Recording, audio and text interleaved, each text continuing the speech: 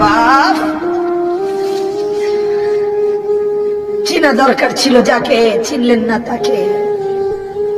হায় যুবক, বন্ধুকে চিনলা না, দুশ্মনকেই বন্ধু বানাইলা, দুশ্মনকেই বন্ধু বানাইলা।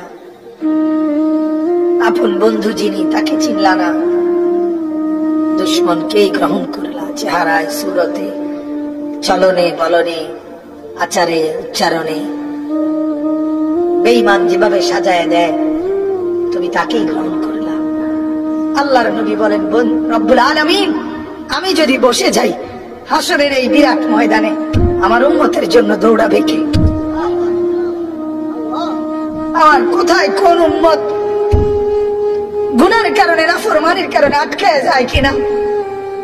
আমি যদি না ছুটি, আমি যদি না দৌড়াই, আমি বসে গেলে আমার উম্মতের জন্য দৌড়বে কে?